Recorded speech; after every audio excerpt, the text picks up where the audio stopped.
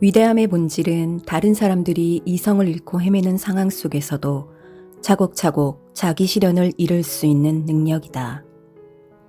뒤를 돌아다 보라. 늘 나의 뒤를 따라다니는 또 다른 내가 보일 것이다. 딱히 붙일 만한 이름도 없으니 그를 죽어있는 나라고 부르자. 나는 그를 두려워할 수도 있고 나에게 득이 되는 방향으로 이용할 수도 있다. 선택은 나의 몫이다. 죽음은 끝도 없이 우리의 어깨를 짓누르는 주제이다. 그리고 삶은 제대로 숨을 고를 여유도 없이 짧다. 그러니 자신에게 이런 질문을 던져보라. 내가 진정 하고 싶은 일을 이렇듯 모른 척 해도 되는 걸까? 그토록 끌어안고 놓고 싶지 않을 만큼 물질이 소중한가? 이러한 질문에 대한 우리의 대답은 필시 다음 몇 마디로 요약될 것이다. 열심히 살자. 나는 나다. 인생을 즐기자. 사랑하자.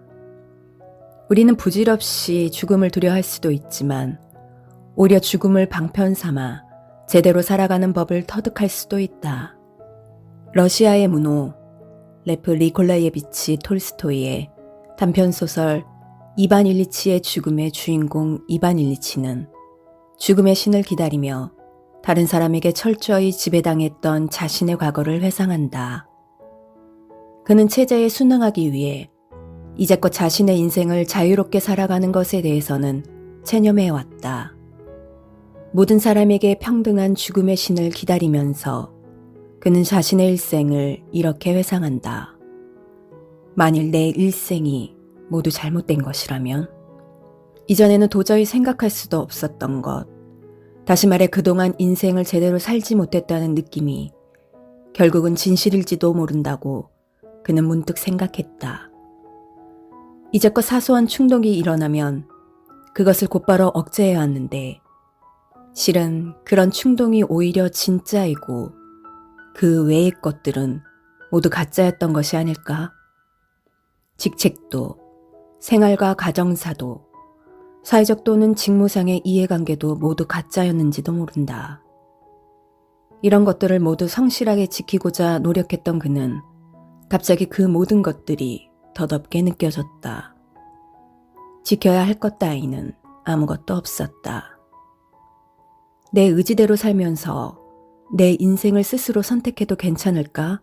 라는 쉽지 않은 결정을 앞에 두고 고민해야 할 상황에 처한다면 이렇게 자문해보라.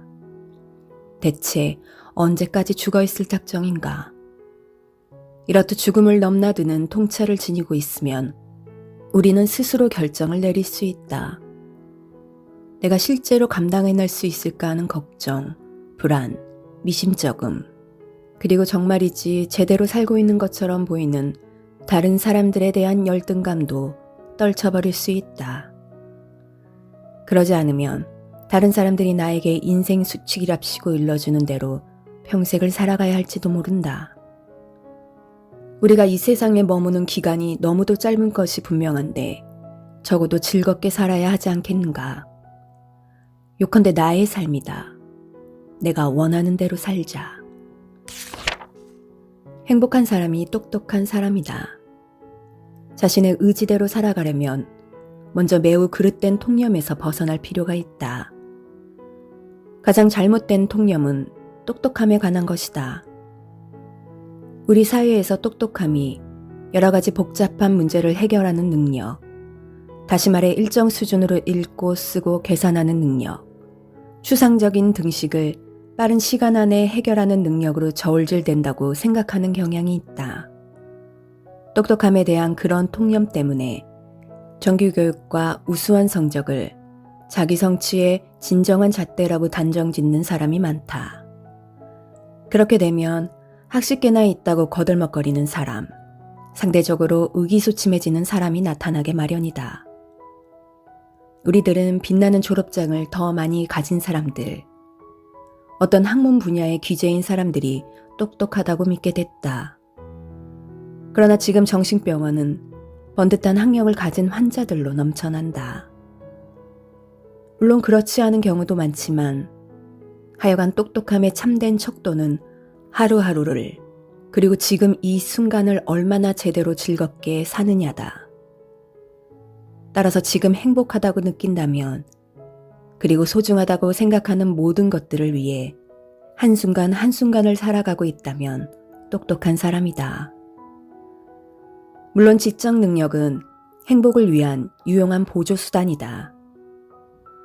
그러나 학교 성적이 그다지 좋지 않다고 해도 자신을 위해 행복을 선택할 수 있다면, 혹은 적어도 불행을 선택하지 않을 수 있다면 똑똑한 사람인 것이다. 행복을 선택하면 신경질에 대한 궁극적인 방패막이를 얻게 된다. 이상하게 들리겠지만 애초에 신경질 같은 것은 존재하지도 않는다. 신경은 성질을 부리지 않는다. 인체를 해부해놓고 눈을 씻고 들여다봐도 성깔을 부리고 있는 신경은 어디에도 보이지 않는다. 똑똑한 사람들은 신경질을 내지 않는다. 스스로를 통제할 수 있기에. 똑똑한 사람들은 의기소침해지기보다 행복을 선택하는 법을 알고 있다. 삶의 문제에 대처하는 방법을 알고 있기 때문이다. 나는 방금 그들이 문제를 해결한다고는 말하지 않았다. 그들은 문제 해결 능력이 아닌 자신이 행복하고 소중해질 수 있는 능력을 똑똑함의 잣대로 삼는다.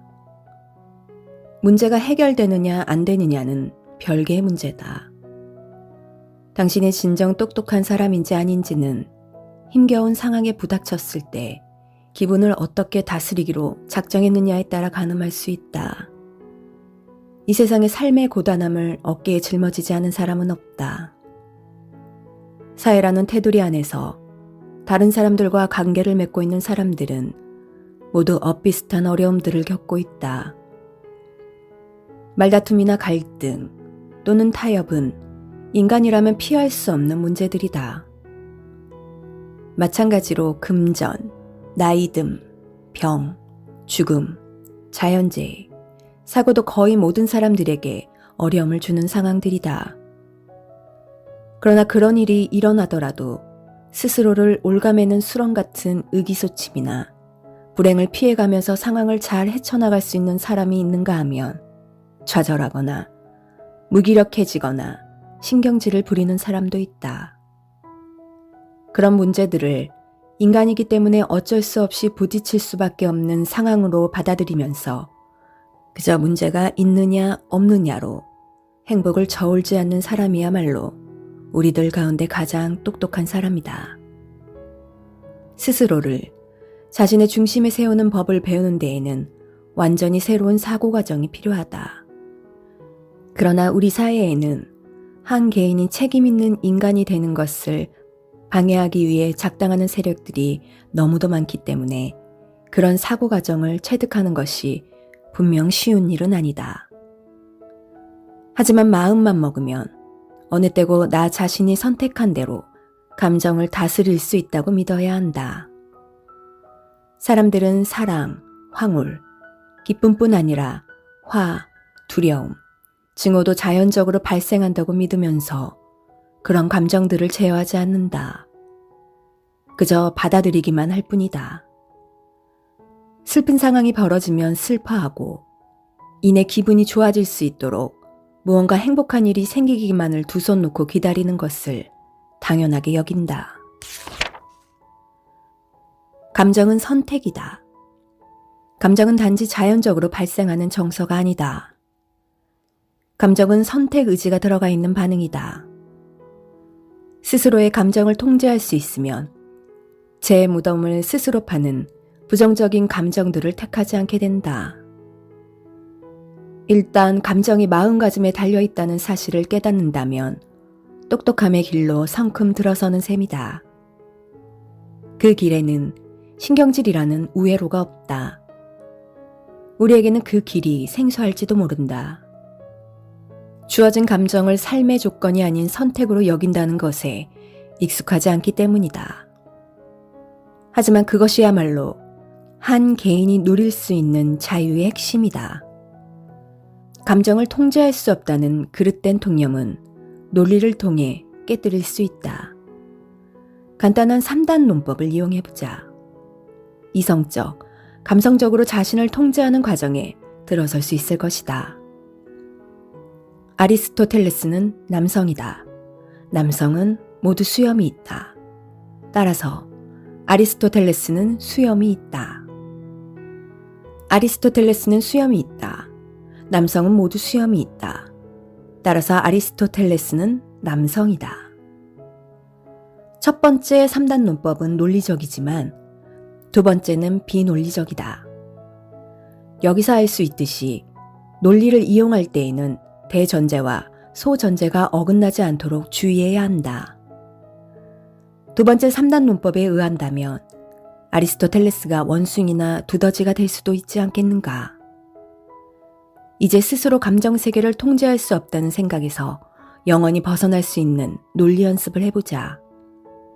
나는 내 생각을 통제할 수 있다. 내 감정은 내 생각에서 비롯된다. 따라서 나는 내 감정을 통제할 수 있다. 여기에서 대전제는 논박의 여지가 없다. 누구든 생각은 자유롭다. 사람은 생각하고자 하는 것은 무엇이든 생각할 수 있다. 무언가가 느닷없이 내 머릿속을 비집고 들어온다고 해도 우리는 그 생각을 몰아낼 수 있다. 따라서 우리는 우리의 정신세계를 통제할 수 있다. 누가 나에게 분홍색 양을 떠올려 보세요 라고 말해도 나는 초록색 양을 떠올릴 수 있다. 양이 아니라 대지나 내가 원하는 것은 무엇이건 떠올릴 수 있다. 내 머릿속으로 들어오는 것을 생각으로 통제하는 데에는 어느 누구의 도움도 필요 없다. 아직 믿을 수 없다면 이렇게 자문해보라. 내가 내 생각을 통제하지 않으면 도대체 누가 하는가? 배우자가? 직장 상사가? 아니면 어머니가? 만에 하나 그들이 당신의 생각을 통제한다면 그들이야말로 정신과 치료를 받아야 할 사람들이다. 그들만 병원으로 보내버리고 나면 당신의 상태는 금세 나아질 것이다. 허나 우리는 그들이 나의 사고를 통제한다고 생각하지 않는다. 나의 사고 중추를 통제하는 것은 나뿐이다. 물론 일상생활이 아닌 조건부 실험 상황 등 극단적인 경우는 제외다. 나의 생각은 나 자신의 것으로 오로지 나만이 유지하고 바꾸고 통제할 수 있다. 소전제도 상식을 동원해 따져보면 별로 왈가왈부할 게 없다. 먼저 생각을 거치지 않고서는 감정을 느낄 수 없다. 머리가 없다면 느낄 수 없는 것이다. 감정은 생각에 대한 신체적 반응이다. 울거나 얼굴을 붉히거나 심장 박동수가 늘어나거나 하는 여러 감정 반응 가운데 어느 하나라도 나의 사고 중추로부터 신호를 받지 않는 것은 없다. 사고 중추가 손상되거나 파손되면 감정 반응도 일어나지 않게 된다. 뇌가 어떤 식의 손상을 입게 되면 육체적 통증마저 느끼지 못할 수 있다. 말 그대로 가스레인지 위에 손을 올려도 통증이 느껴지지 않는다. 사고 중추를 통하지 않고서는 몸의 어떤 감각도 느낄 수 없다. 따라서 위의 소전제는 진실 안에 들어앉은 셈이다.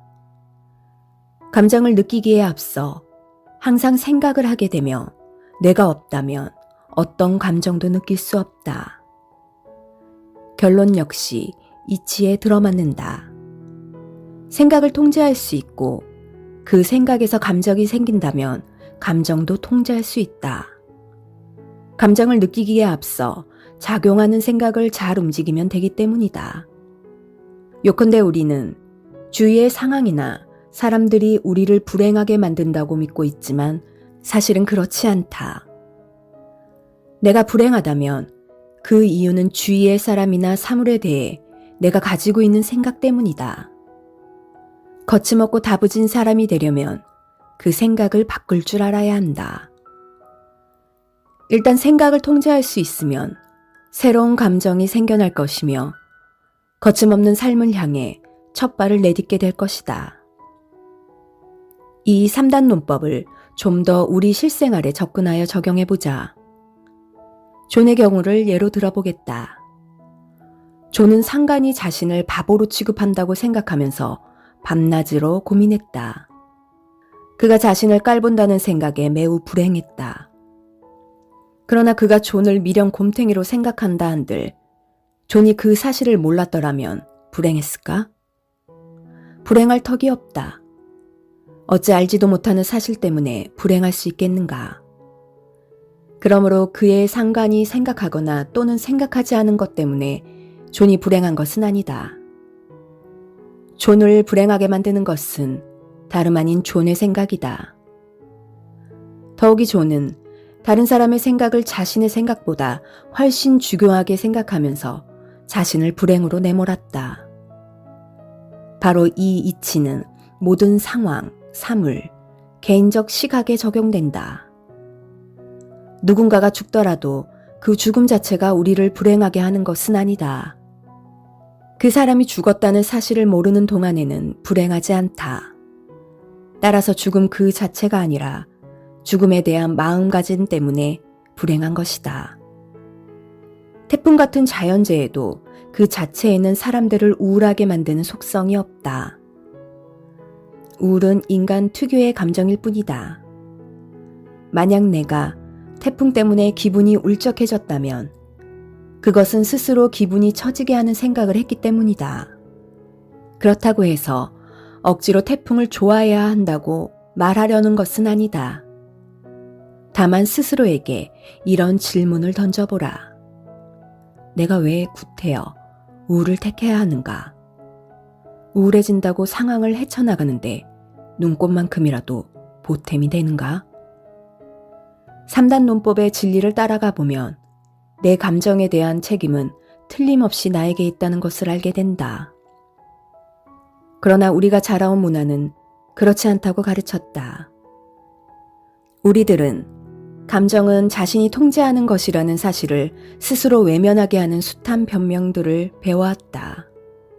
우리가 이제껏 거듭거듭 사용해온 그런 변명의 예를 들어보겠다. 이것이 무슨 의미를 담고 있는지 살펴보자.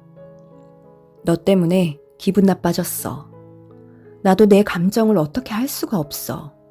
그냥 막 화가 나. 이유는 묻지 마. 계속 늘어놓자면 아마 한도 끝도 없을 것이다. 위의 변명에는 하나같이 자신의 감정은 스스로도 어찌할 수 없다는 뜻이 은연중에 들어가 있다. 이제 그 목록을 정확히 그리고 모든 감정은 자신에게 책임이 있으며 어떤 일에 대해 자신이 품고 있던 생각에서 비롯된다는 사실이 나타나도록 다시 고쳐 써보자.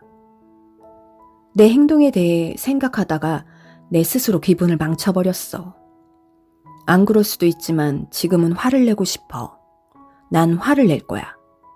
화를 내면 다른 사람이 꼼짝 못하더라고. 내가 무섭나 봐. 어쩌면 첫 번째 목록의 변명들이 그저 표현상의 문제일 뿐 실은 그다지 큰 의미가 있는 말들이 아니라고 생각할지 모르겠다. 그러나 이런 변명들은 우리 문화에서 사람들이 시시때때로 사용하는 말들이 되고 있다. 만약 표현상의 문제일 뿐이라고 말하고 싶다면 왜 두 번째 목록의 말들은 우리 사회에서 틀에 박힌 문구가 되지 않았을까? 이에 대한 답은 첫 번째 목록의 사고를 가르치고 두 번째 목록의 논리를 꺾어버리는 우리 문화에서 찾을 수 있다. 여기에서 말하고 싶은 것은 명료하다. 내 감정에 대한 책임은 바로 나에게 있다는 것이다. 나는 생각하는 대로 느끼며 마음만 먹으면 어떤 일에 대해 다른 식으로 생각하는 법을 배울 수도 있다. 내가 그러겠다고 결심만 한다면 말이다. 자신에게 질문을 던져보라. 불행하다고, 우울하다고, 기분이 상한다고 보탬이 되는 일이 있는지. 나를 맥빠지게 하는 기분으로 몰아넣고 있는 생각은 또 어떤 것들인지.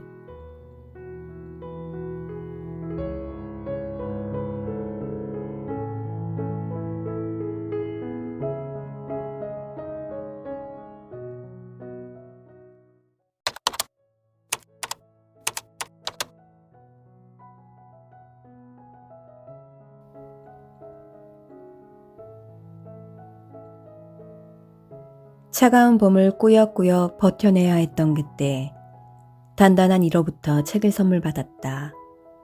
웨인 다이어의 행복한 이기주의자.